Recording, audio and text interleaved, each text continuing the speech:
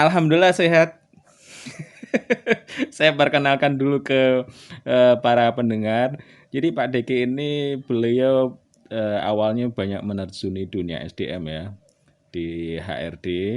Terus kemudian berikutnya beralih ke dunia pendidikan. Beliau memiliki sekolah, punya yayasan juga dan juga psikologi pelesiran karena banyak jalan-jalan. Oke, itu profil beliau nanti ketika saya upload di YouTube nanti saya bisa deskripsikan lebih banyak ya. Atau Pak Deke boleh deh sharing-sharing aktivitasnya sekarang berarti apa aja nih Pak? Selain tadi yang saya tahu itu Pak ya. Iya ya. Masih mendengarkan lagu agak grogi juga ternyata. Ya, perkenalkan yang tadi disampaikan oleh Mas Pariman bahwa kebetulan saya saat ini memang menerjuni dunia pendidikan anak. Karena dunia pendidikan anak itu sesuatu yang sangat unik. Kenapa saya katakan unik? Karena ada kalanya kita sebagai orang tua kadang-kadang memiliki anak yang kadang-kadang masih berorientasi pada sebuah prestasi. Nah, ini kenapa saya menekuni ini? Satu sisi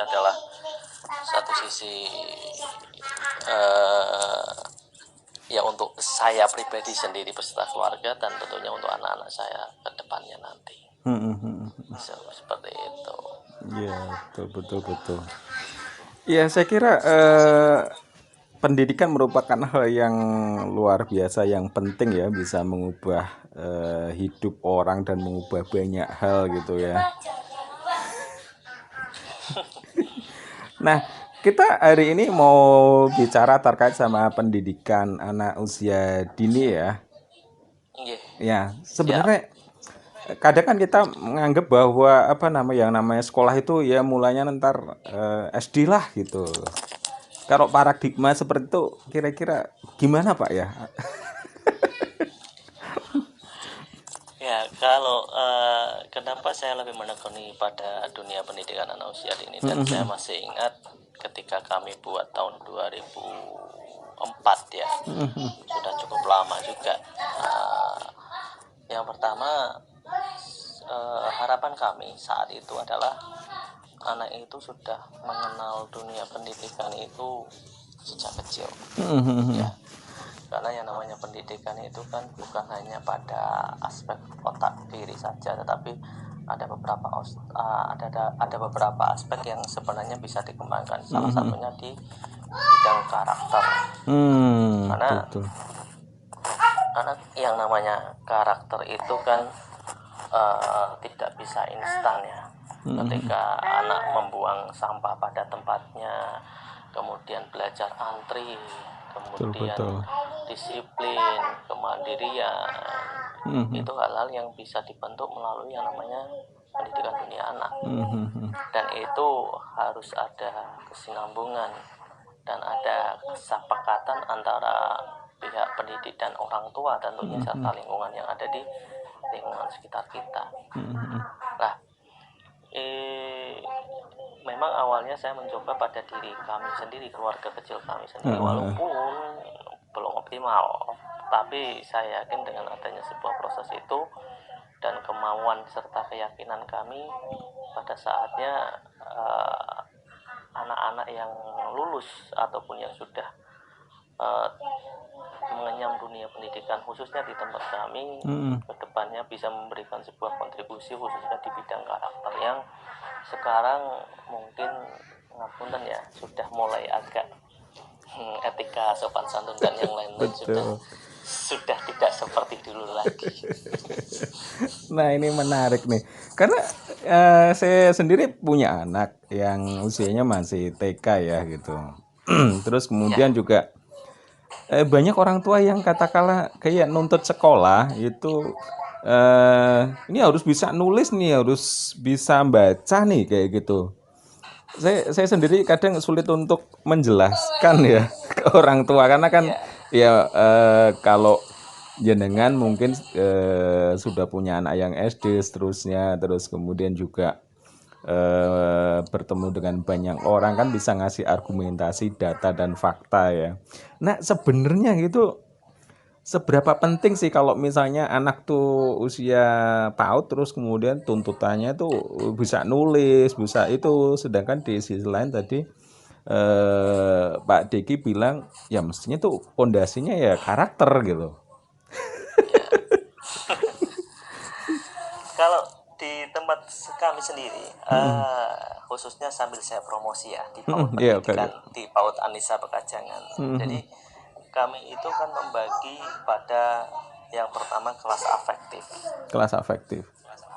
Ya, jadi kelas afektif ini adalah anak-anak usia 18 bulan sampai usia 3 tahun. Hmm, Ketika pertemuan awal, kami menyampaikan kalau bapak dan ibu menyekolahkan anak-anaknya di sini, kemudian tuntutannya adalah bisa membaca, berhitung, dan menulis. Silakan tidak usah menyekolahkan di sini. Di awal hmm. kami selalu menyampaikan itu. Wah Jadi mantap nih. kami juga menjabarkan yang akan kami bentuk di sini adalah satu kemandirian, kemudian pengelolaan emosi, kemudian belajar disiplin, kemudian belajar antri, kemandirian, kemudian hal-hal yang kaitannya lebih pada aspek-aspek emosi. Itu yang pertama. Kemudian ketika usia sampai 4 tahun pun kami membaginya dengan kelas konatif. Konatif. Ya, jadi di sini ketika ada pertemuan ataupun pertemuan awal ketika akan memasuki ajaran baru ataupun perpindahan dari afektif ke konatif, kami pun ya sama memberikan penjelasan bahwa kelas ini itu lebih pada hal-hal yang sifatnya motorik kasar dan motorik halus. Jadi ketika mereka loncat-loncat, bernyanyi, menulis, dalam artian menulis itu bukan lebih ke kalistungnya ya. Iya Jadi betul betul. umamanya huruf A yang tadinya tipis ditebalkan, kemudian mewarnai adalah hal-hal yang sifatnya motorik halus. Kemudian juga yang namanya bermain peran, di situ juga kami latih di dalam sebuah kepercayaan dirinya. Kemudian ketika usia 4 sampai 6 tahun, kami namakan kelas kognitif. Kelas kognitif itu pun kami bagi menjadi dua, kelas kognitif 1 dan kelas kognitif 2. Kalau bahasa TK-nya itu kognitif 1 itu adalah TKA dan kognitif 2 itu adalah TKB. Wah, masik nih. Sama kalau kognitif satunya kami tetap memberikan informasi kepada teman-teman wali murid bahwa kami tidak akan memberikan kalistung terlebih dahulu yang sifatnya adalah pelajaran utama. Tapi kami akan memberikan gambaran tentang pemecahan masalah dengan umpamanya bermain balok. Kemudian kami juga akan memberikan kayak semacam market day, hal-hal yang sifatnya lebih ke kognitifnya. Nah, baru di kognitif 2, khususnya di semester 2, kami mulai memberikan gambaran tentang kalistung, walaupun kalau kalistung itu sendiri kami berikan setelah selesai pelajaran inti. Jadi kami berikan sekitar jam 11 sampai setengah 1. Karena ya kita nggak bisa memungkiri kalau di SD-nya sendiri sudah harus bertemu dengan kalistung. Iya betul sekali. Nah, kalistung ini kadang-kadang kan tuntutannya kan gede. Akhirnya ketika anak-anak sudah mau memasuki sekolah SD, biasanya kami pun juga memberikan materi yang kayaknya juga akan Mas Bariman sampaikan di kesiapan memasuki sekolah dasar. Sekolah dasar, betul betul. Ya, itu kami biasa menyampaikan itu. Minimal mereka tahu tentang warna dasar, mereka tahu tentang angka 1 sampai 10. Mereka juga tahu mamanya nama ibunya siapa, nama ayahnya siapa, rumahnya di mana. Kemudian yang paling penting adalah kesiapan mentalnya memakai baju, memakai ikat pinggang, karena di TK kan nggak pernah diajarkan ikat pinggang ya. Iya, langsung aja. Itu nah itu kan kadang-kadang apalagi sekarang yang namanya sekolah dasar itu kan modelnya paket, dikasih ikat pinggang dari sekolah. Satu sisi kadang-kadang lubangnya kecil. Ketika anak mau BAB, kemudian anak nggak bisa melepas, pengalaman traumatis yang timbul. Anak saya pernah seperti itu. Betul. Jadi karena memang ya mungkin komunikasi yang diberikan antara pihak sekolah dengan kami pun masih ada sebuah miss seperti itu. Nah, menarik nih. Saya kira sangat unik ya, dan berbeda dari yang lain-lain. Saya nggak tahu sih yang lain, cuman ya kadang orang tua tuh menuntut ya itu tadi, wah, bagi saya sebenarnya belum waktunya ya, misalnya anak Ya, harus gitu. Jadi saya ngerasa kalau misalnya tuh ada anak-anak yang kemudian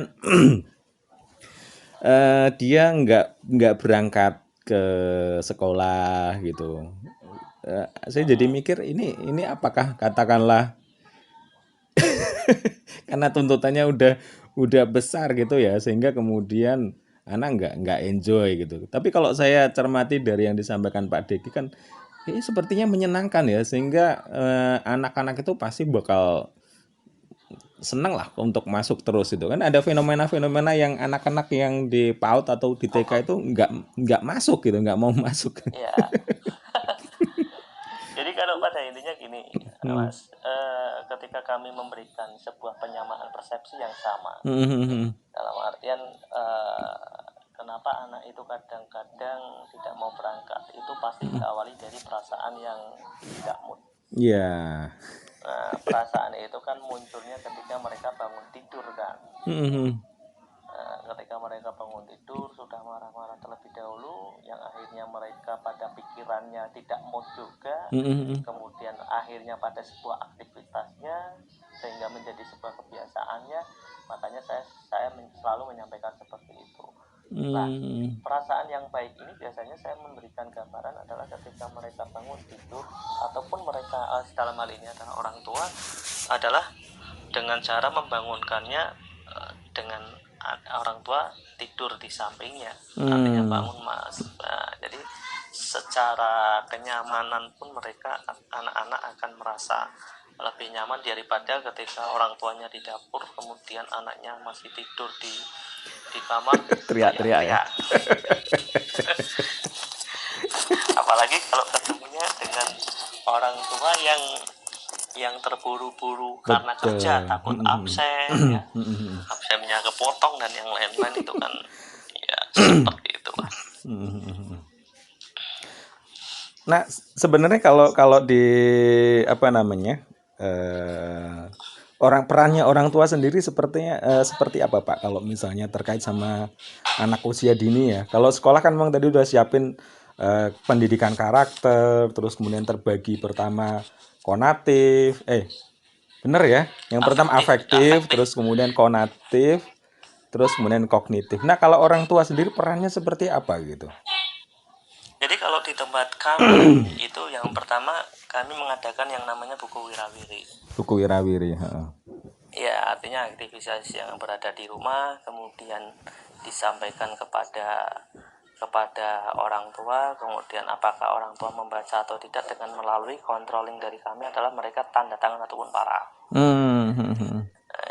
Itu yang pertama. Kemudian edukasi yang lain adalah ketika kami mengadakan parenting, selalu kami menyampaikan adalah kadang-kadang seperti ini. Anak ranking 1 itu adalah prestasi. Tapi ketika membuang sampah pada tempatnya itu bukan prestasi. Kan seperti itu ya? Iya. Kemudian ketika anak percaya diri itu bukan prestasi, tapi ketika ranking 1 itu juga itu lebih prestasi. Ya, kami juga melakukan yang namanya sebuah contoh.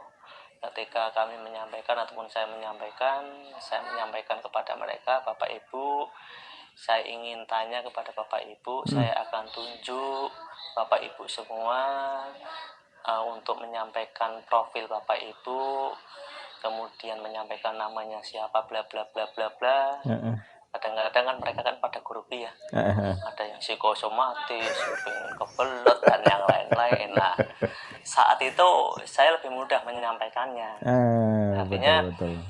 bahwa yang namanya pendidikan usia dini kami bentuk mereka lebih seperti ini. Kalau kedepannya itu ditunjuk, tidak ada seperti ibu bapak semua, ini di belakang dan yang lain-lain. Nah itu salah satu contoh sih sebenarnya, yang akhirnya ya tetap manusiawi ya, artinya Betul. orientasi orang tua yang lebih mengejar nilai. Kadang-kadang saya melihat yang sekarang aja lah, kalau di tempat kami kan kami melakukan ketika sekolah itu diliburkan, umpamanya hari ini kita mengenalkan yang namanya konsep warna namanya. Iya betul. Jadi dari pendidik itu ada tutorial yang diberikan, kemudian dimasukkan ke YouTube, di-share kepada wali murid semua. Jadi tidak hanya nanti kamu cuci tangan, nah tapi ada tutorialnya cuci tangan itu seperti apa. Ya kadang-kadang yang namanya manusia mengirimkannya jam 9 malam.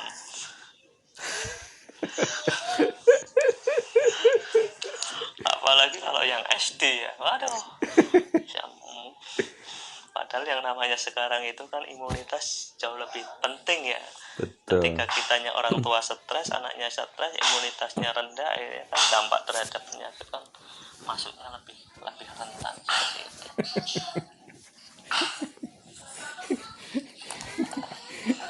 Nah itu menurut saya realitasnya yang sekarang ya. Kadang ada fenomena, ada nggak sih? Kalau saya pernah nemukan kalau misalnya kayak wis lah orang tua tuh pasrah bongkoan ke sekolah gitu.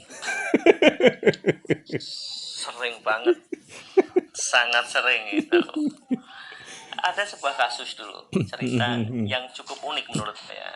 Di tempat kami itu kan ada yang namanya taman layanan pendidikan ataupun penitipan anak ya, sampai jam 4 sampai jam 5 kan kami ada fasilitas itu. Nah, satu kasus ketika aturannya jelas, kalau seumpama telat 10 menit kena denda. Iya. Ya, karena kan kalau tidak seperti itu kan kadang-kadang kita nggak bisa melihat karakter orang tua itu seperti apa kan ya. Iya betul. Ya, betul. Pernah pada satu angkatan tertentu itu si anak bulan Ramadan, ibunya itu pedagang di pasar. Yes. Anaknya dijemput habis maghrib. Luar biasa kan? Iya. Secara hitungan dia untung karena dia kena dendanya hanya sekitar 15.000. Ya. Tapi kan kasihan pendidik kan, dan itu sudah dilakukan selama 3 hari. Ketika kami melihat fenomena itu, kami selaku pengurus membuat aturan baru, telat 1 jam dendanya 100.000 khusus untuk Ramadan. Iya dong. Iya betul.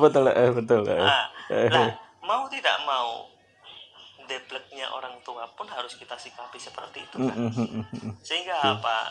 Mereka juga harus menyadari bahwa yang namanya sebuah pendidikan itu milik bersama, bukan hanya pendidik aja, tapi orang tua pun harus terlibat. Jadi ya, ketegasan di dalam sebuah aturan, fleksibilitas terhadap aturan pun kadang-kadang kita perlukan pada orang tua yang kadang-kadang tidak mau bersinergi dengan kami yang ada di sekolah. Seperti itu. Karena kalau umpamanya kitanya disetir oleh orang tua ya, yang terjadi adalah misal memilih menu makan kadang-kadang ribet, yang satu minta ayam, yang satu minta telur kan seperti itu. betul.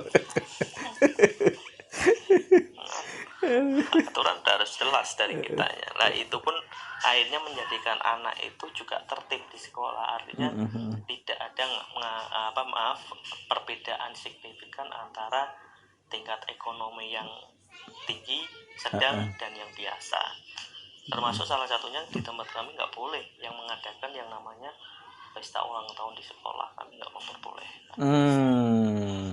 Itu harus, karena kan kadang-kadang kalau mereka melihat imitasinya, dia melihat kok tidak dilaksanakan kan kasihan juga. Itu salah satu contoh.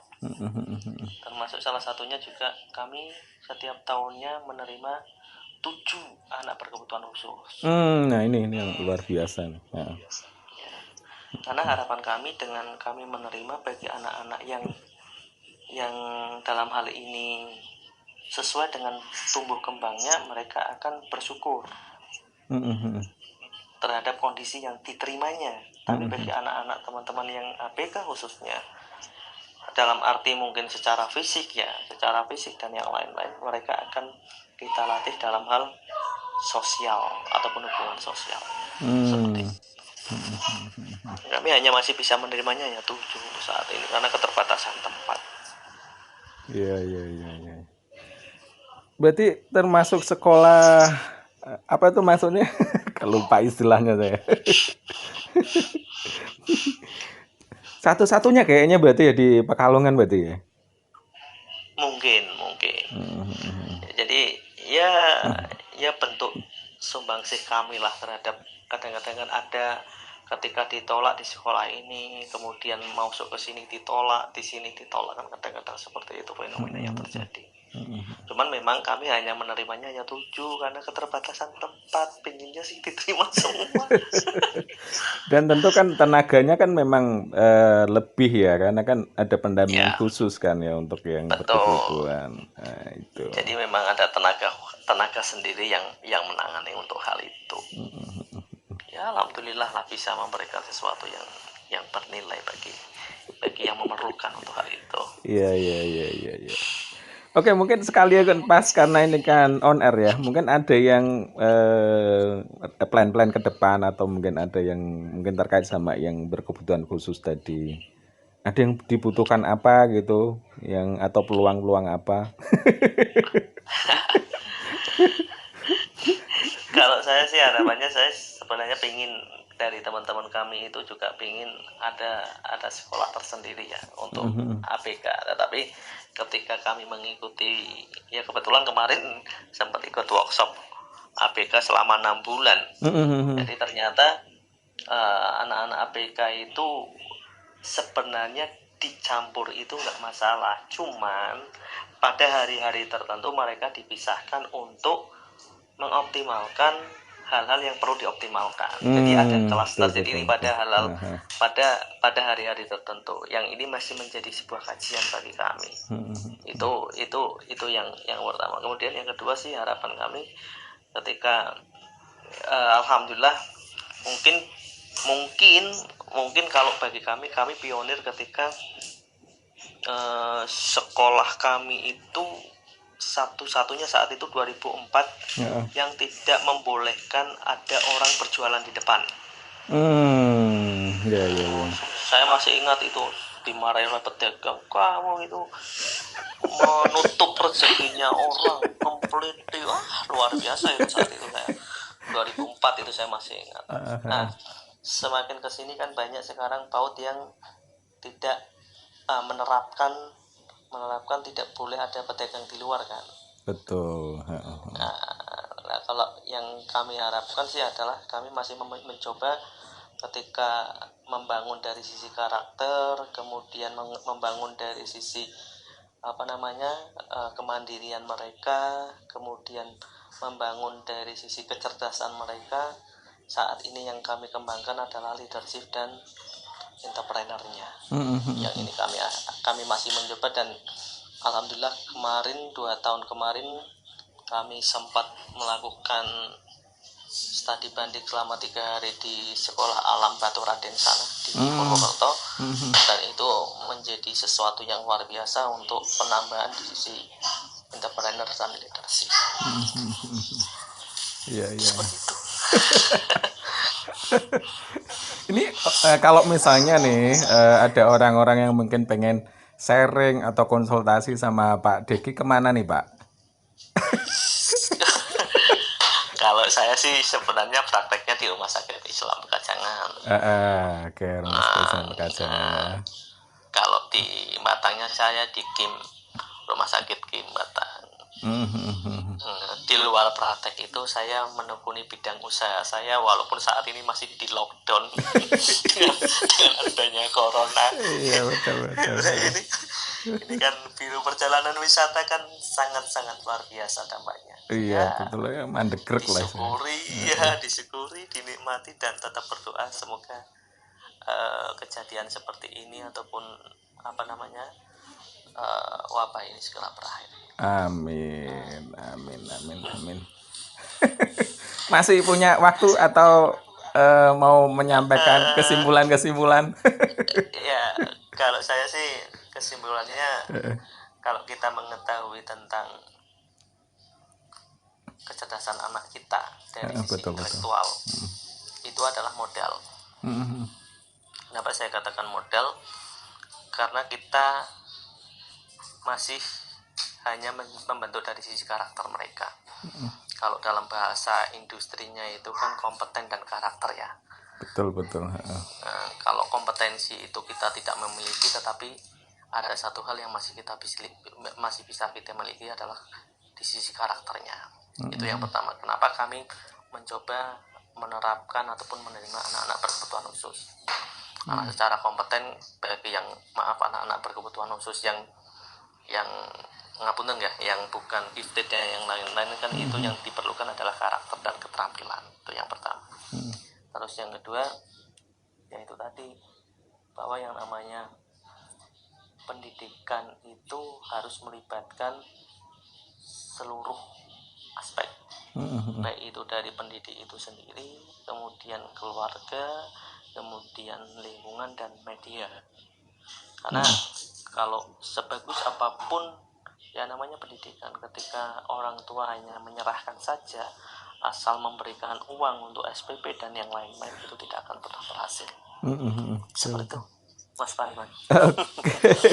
Baik, terima kasih Pak Deki untuk sharing-sharingnya. Dan juga buat pendengar semua sudah join nih, buat Tams 026, Aska Nabila, terus kemudian 6527624505, terus Kacap Gepuki, terus Asien, terima kasih buat daunnya. Andi dan juga siapa nih? Salatiga kayaknya ya. Terus kemudian AS Arga, terima kasih juga, dan Dani terima kasih. Nah, terima kasih juga buat Pak Deki untuk waktunya di sela-sela kesibukan. Sampai ketemu di kesempatan yang lain. Baik, sekaligus kita akhiri buat live kita. Ketemu di kesempatan berikutnya. Siap, oke, makasih. Assalamualaikum warahmatullahi wabarakatuh. Waalaikumsalam warahmatullahi wabarakatuh.